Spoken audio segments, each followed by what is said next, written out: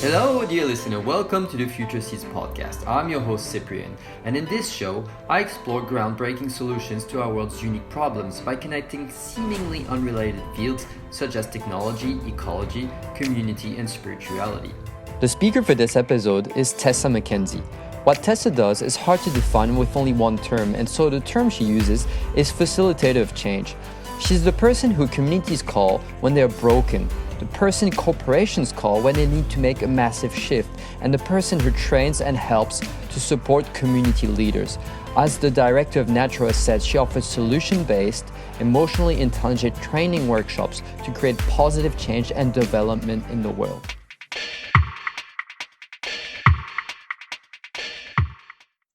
Good morning, Tessa. How are you going? Good morning, Cyprian. I'm going very well, thank you. What about yourself? Well, as we say in Australia, it's a bloody pearler of a day.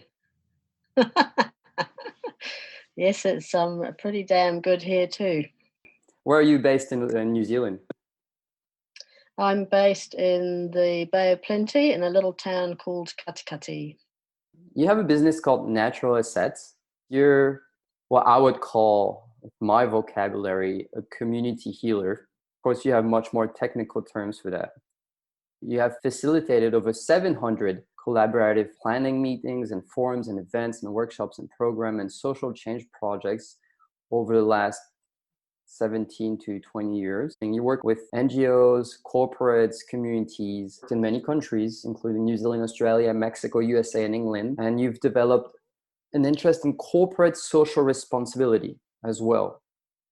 And on top of all of that, you have a background in homeopathy and indigenous cultures, especially yours in New Zealand, the Maori culture. I saw you actually won a national award for community-led participative action research project. Could you tell us a little bit about that? Here in Aotearoa, New Zealand, there's an organisation called Community Research, and they're a national body, but they specialise in sharing research that's carried out within the community sector, and they have awards for new and emerging researchers, and they also have an award for specifically strengths-based research, participative research.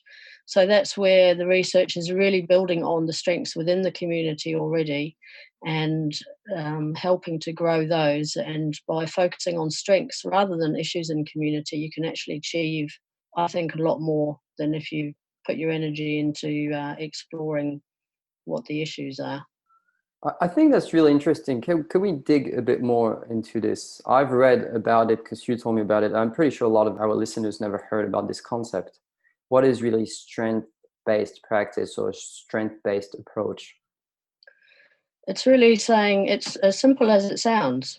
So if a community comes along and says, you know, I've got this terrible issue, I've got all these young people who are dropping out of school, they're getting into drugs, they're stealing cars, they're fighting with each other and assaulting their parents or whatever. Then if you're looking at the violence and the disconnection, it's very hard to find the solutions in that. Whereas if you take a different lens and you look at the young person and what is good, you know, it might be that yes, they're not so good with an academic environment. They don't learn by watching a teacher stand in front of the class and read the whiteboard. They learn by doing. They learn by relating. They learn by playing music. They are passionate about growing. They are passionate about art or hip hop or playing music, that sort of thing. So by focusing on developing the strengths in that individual, suddenly a lot of the issues drop away because they're then focusing on the things that really they're passionate about, and that takes the emphasis away from the negative behavior. I really believe that. You focus on the solutions more than the problems, which is also what I try to do in this podcast. I really like that. What are the solutions that you bring to the table with Natural Assets? Well, the name itself is born out of that idea. So it's what are your natural assets? How can it, whether it's a person or a community or a professional, what is it that you're good at that you can grow and excel in, and then be able to share with others and serve others and help others through that process? Does that And answer so, your question? not exactly, but No. I'll rephrase my question. Yes, Um, rephrase your question. you, as a facilitator, as a helper, as a healer, Yeah. what tools do you come in with to help your clients?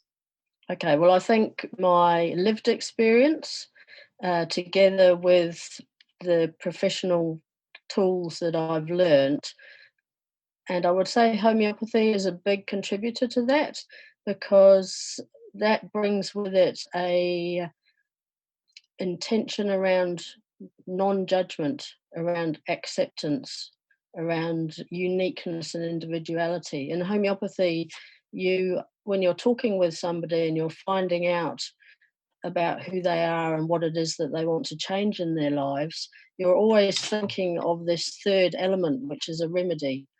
And so you're thinking of a profile of, or a personality of a different substance, whether it's a plant or an animal or a mineral or whatever. And by doing that, you're not judging the person on their behavior or what you're doing. You're seeing it in a very objective way, a very accepting way, but you're also at the same time looking for a match, looking for a solution that will help them to change, to reach their own, I guess, homeostasis, their own balance within themselves and the environment they're in. Yeah, I like the concept. It makes sense to me. When you say the professional tools that you've learned, can you tell us one or two of those? That probably relates more to uh, the qualification that I did in professional supervision, and professional supervision for social workers and counsellors specifically. And that's about, how do you relate to people? How do you communicate? How do you listen deeply to be able to allow people to talk honestly and truly about what it is that uh, is really at their core? What is their essence? Things like, one of my favourite things that I guess learned and benefited from through that training was to be given the permission to use my intuition. And that's a huge tool in any type of social or health service that is very much rated, certainly in mainstream. In Indigenous cultures, which I have a deep love for, because I see that is the way forwards for us as a humanity and the planet. We need to get back to those ways of doing things. That's where that intrinsic connection lies. And part of that is around, how do we tap into our own intuition, our own spiritual abilities of healing and connection. And by giving me that permission to tap into my own self and what I sensed and felt internally, that actually is a great tool for me to uncover other people's potential as well. And there's one term I particularly like. It's called internal process recall. And all that means is that when you're talking to somebody, you listen within. So you're going back inside yourself and you're seeing what's happening within you. What do you feel about this thing? Is your stomach like knotting up? Is your heart racing? Are you getting scared? Are you getting goosebumps? And then of just pausing for a minute to listen and hear and feel those things, in order to be able to have a response to that person in a more holistic way. It's not just based on the narrative of what people say. It's about the whole energy exchange, I guess. I love that. I didn't know there was a name for that. Yeah. I know it's good Internal, sometimes to have internal process recall. right? Beautiful term as well. Um, so let's say I'm trying to picture the actual format or situation. So you'd be in a room with like how many people in a context where you're doing community work?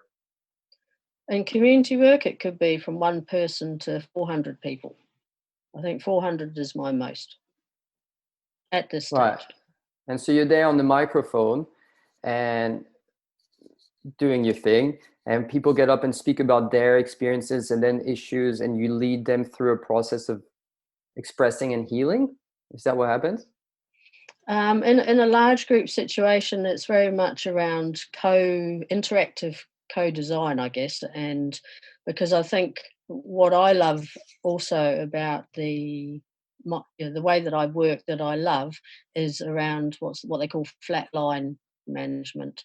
So it's saying that everybody's equal, doesn't matter what position you are, and as a facilitator, you're on exactly the same level as anybody else. And by doing it that way and giving everybody the same power, the same value of their voice to be heard, this is when the real conversations come out and the safety comes within a group to be able to share stuff that's valuable and that you can work with. So in a large group situation, I wouldn't be doing it like a kind of Tony Robbins or Lisa Nichols or something like that.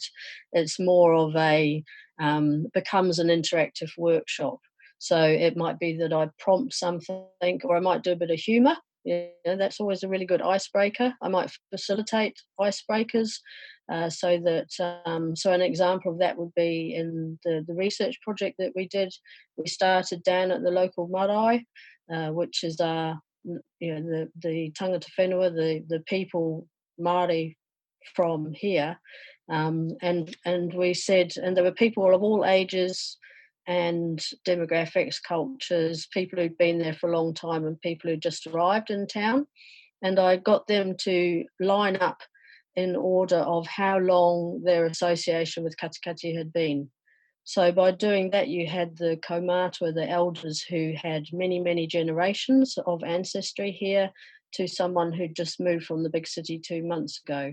And then we folded them over to be able to talk to each other about what was their connection to katikati, until they found some common value, some commonality that then they were able to connect on and talk about. And doing exercises like that has a myriad of values, because it not only gives a sense of belonging and place and shared stuff around that, it also gets people knowing each other at a personal level.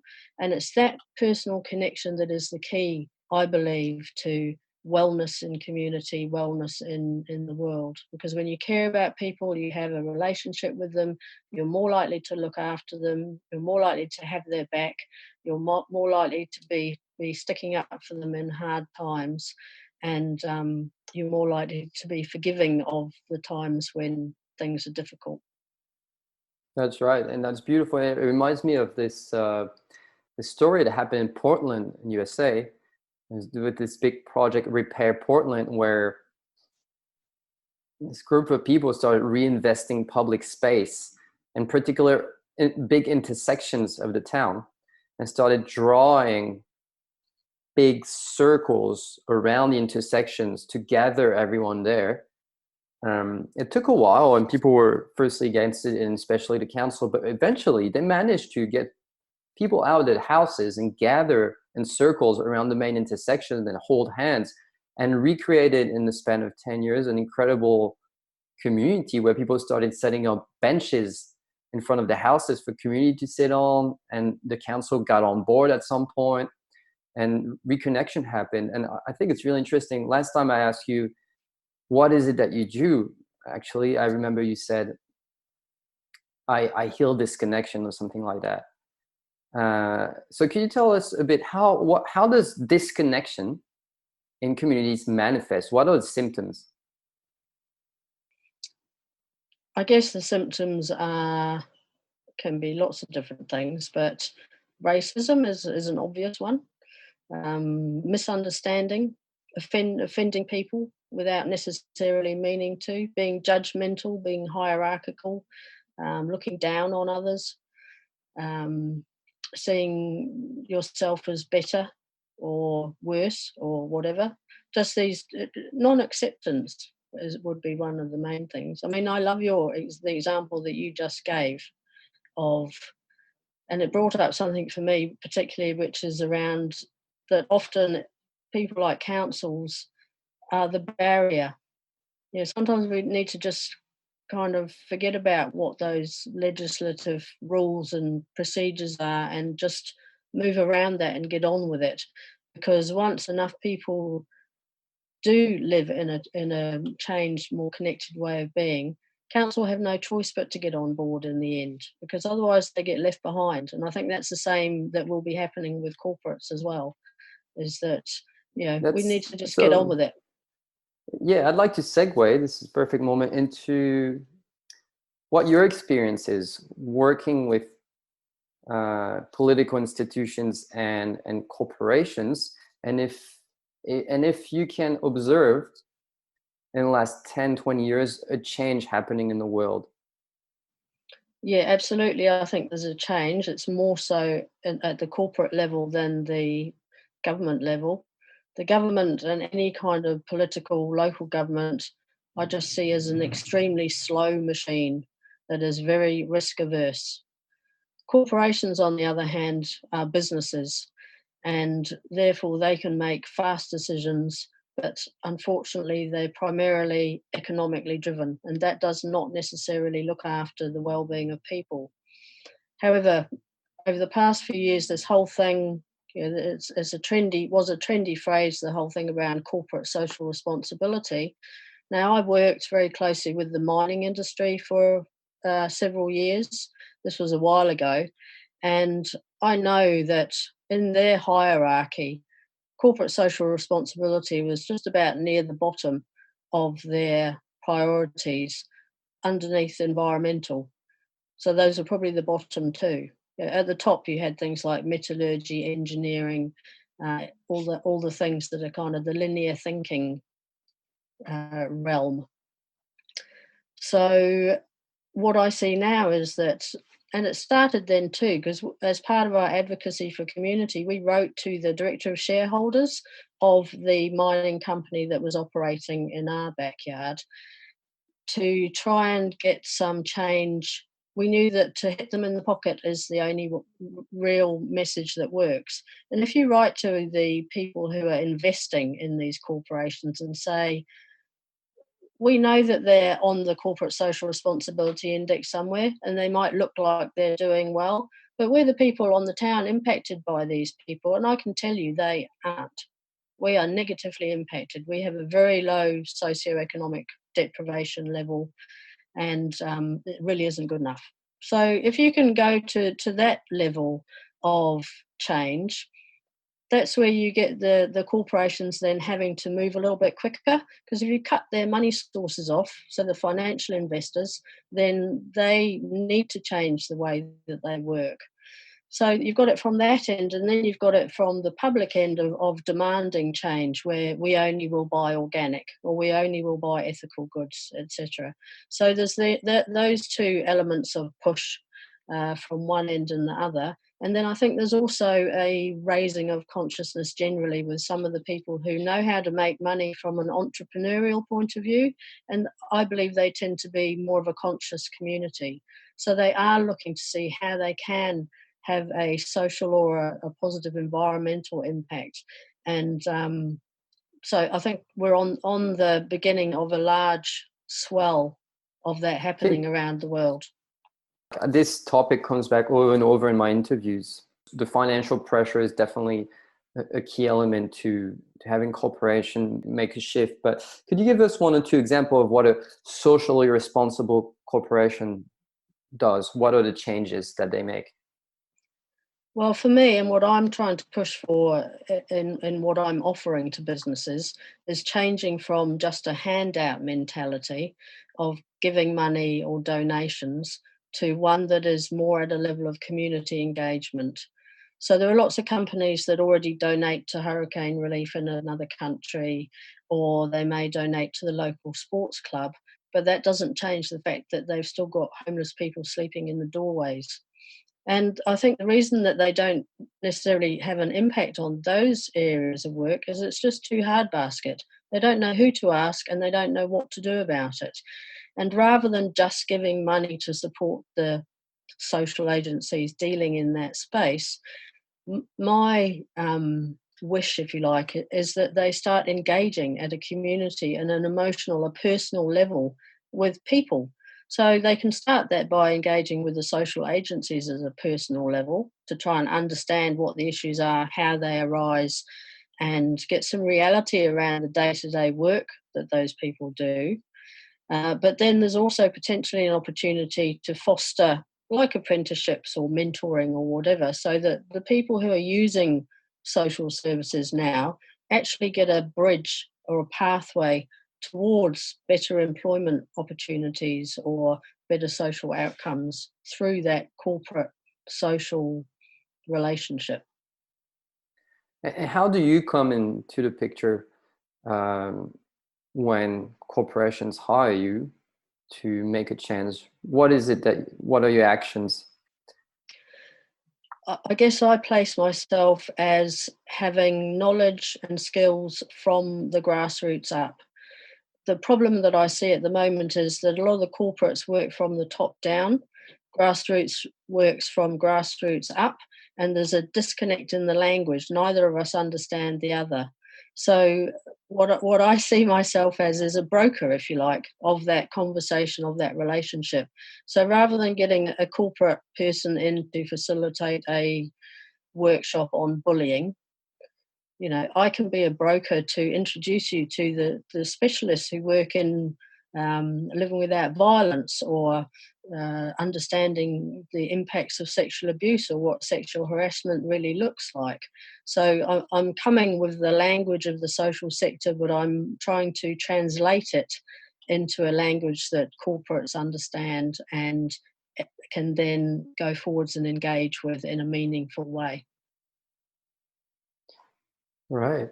Um, would you say that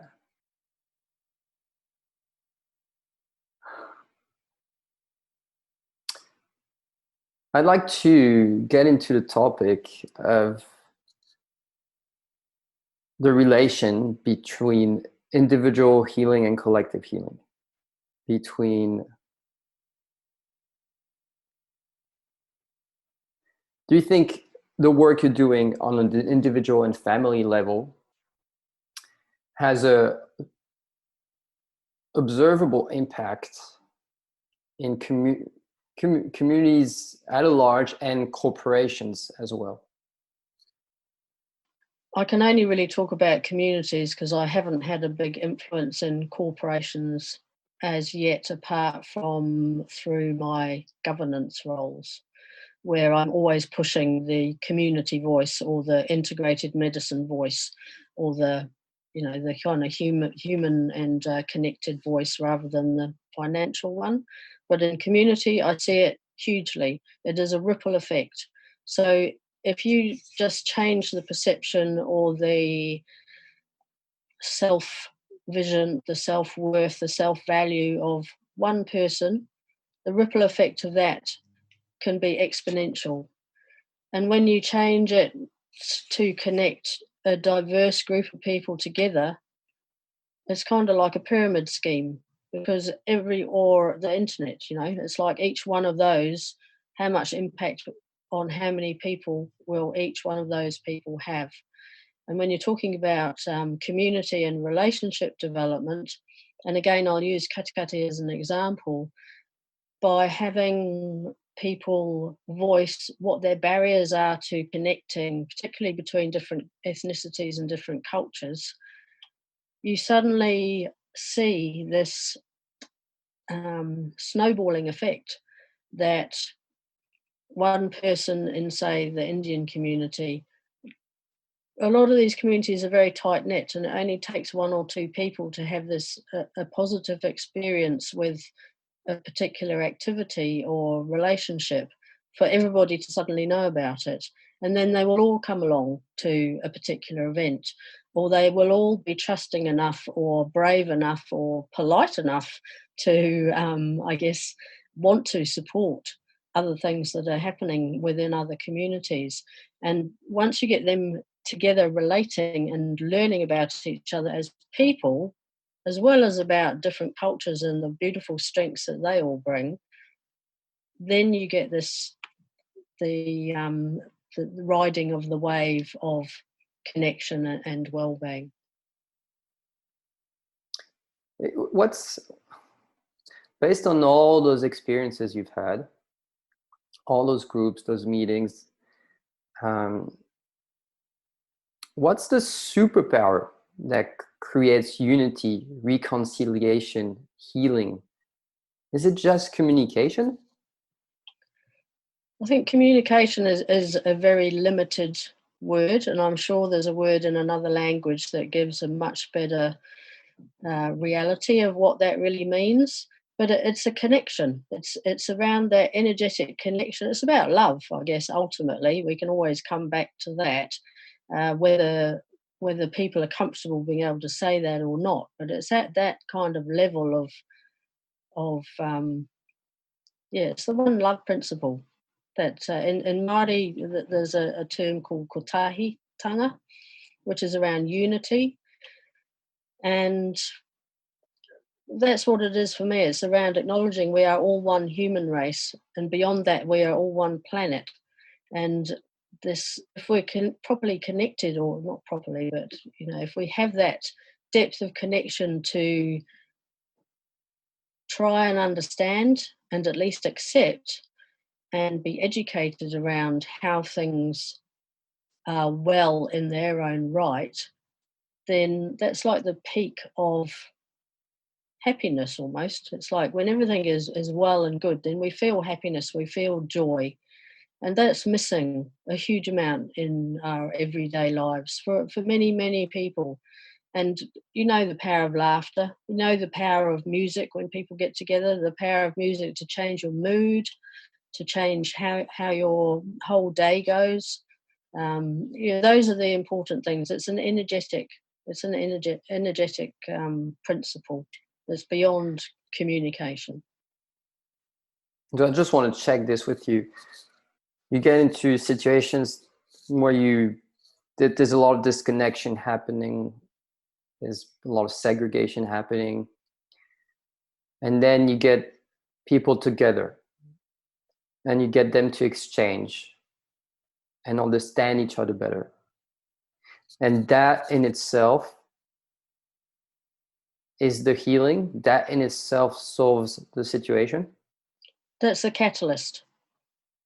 I wouldn't say I do anything particularly. I'm a catalyst. I'm a facilitator of change. My whole business is around facilitating change. So it's about planting a seed. I've often seen people, we're talking about something and suddenly a light bulb goes off, and it happens to everybody, obviously me included, lots of times. And that's the magic, that's the secret sauce, is finding those little sparks of engagement or hope or inspiration or belief that things can be different, things can be better. Again, common grounds as well. Common grounds, yep, and sharing joy. If you're singing with somebody in a joyful manner, there's a different kind of energy that goes with that, isn't there? That as a piano player, you must get lost in the music sometimes. It takes you to another dimension, and those dimensions are good places to go to sometimes. And if you can do them with other people, then it's even better. Totally agree. And the opposite question now: what do you think creates the most disconnection? What's the biggest destructive power out there? I guess I would say ego, money, greed, ignorance. Oh, that's not one, that's many. Well, you choose which one. I mean, there could be lots of things. Again, the English language, I think, is very limited in its ability to describe senses and feelings. And I'm sure there's a spot-on word in a much more holistic language that encompasses all of those things. And now, I guess this is my last question for you. No, almost last question. Why did you, Tessa, I know you have a particular story you've told me before. Why did you get into all of this? Why is it important for you to heal communities? I don't think my intention was necessarily to heal communities. I think my original intention was about finding my own sense of belonging and my own, who was I in this world and what was my purpose and what was I good at? And I think that's the same for a lot of people. We do our own healing in the service that we give to others often. And I had some disconnection in I guess my origins, um, and I also had some turning points in my life through whether it's near death experiences or through the birth of my children. But I also found I was lucky enough to be a teenager in the 80s in England when the punk movement was happening. There was like the peace convoy, the Greenham Common, and the punk movement was something that I loved because it brought out this massive energy. And there was a lot of, I think it was Sid Vicious talks about, anger as an energy. And for me, it wasn't about violence and all that sort of thing. It was about peace and changing things for the better and having equitable relationships with people, not having the hierarchy, not having the oppressive rules. And to me, that was my rite of passage to become a social activist and then be able to learn how to manage it in a way that was where I came from a place that was respected by others outside of that kind of, because you tend to get judged as a punk. And that also taught me about discrimination, taught me about stigma, taught me about people's first impressions and how to look through that appearance to find out who the person is underneath and what is that creativity about, because it was a hugely creative movement. So, yeah, I think that's probably one of where I started out. And plus, I was kind of like an auntie sometimes for people. I had a safe place, I had my own place, and people used to come there and talk. And I enjoyed that because often, even if you're feeling a bit down or self-pitying or whatever, or a victim, when you hear people's other stories who are way worse off than you are, it somehow lifts you up because, and it also gives you that, I guess, ability to give others hope. Because however down you are, there's always somebody that is way worse off than you are, and so how can you share what is good? How can you have that gratitude and share it to be able to lift others up in the process? Right. Thank you so much for this interview and for sharing. And I'd just like to give you the opportunity right now to say something, to send a message to our listeners. If you had something to say to everyone listening to this, something that's really dear to your heart, something that you think the world needs, what would it be? What popped into my head is just a little story of somebody who followed on this theme of connection. His name is Hohever, and he took it upon himself to go and sit on benches in the street. And I've seen people do this in Cuba, particularly, where they had nothing for a long time. Go and sit on a bench on a street next to somebody who's isolated and start a conversation. Get to know them as a person. Find out where there is a connection. Did you both live in the same place at one time? Do you both love playing pool? Whatever it might be. Now, for him, he then had this conversation, took a selfie, went home, wrote it in a scrapbook. And I said, why are you doing that? What's the purpose? And he said, so when that person passes away, I can go to their funeral and I can stand up and say and talk about who they were, what their life was like, so that other people would know and he's not forgotten.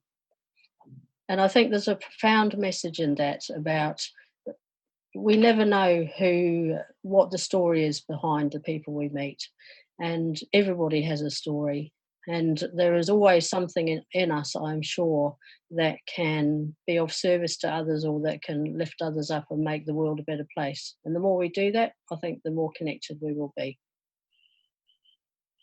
That's beautiful. Thank you for that message. And everyone who heard this, if your community is facing challenges or if your business needs to make a big shift to become more socially responsible, then open your browser, type www.naturalassets.co.nz and send a message to the wonderful Tessa MacKenzie. Thank you, Tessa. Thank you, Sabrina. It's lovely to talk to you.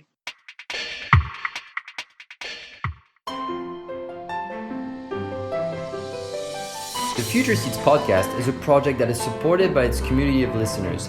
If you like the show and what it stands for, I invite you to head to www.futureseeds.news, where you can support the show for just $2 a month, be part of the Future Seeds community, connect with its amazing members and speakers, and enable this podcast to thrive. I thank you for your time and hope you enjoy the show and its exploration of alternative solutions to the world's greatest challenges.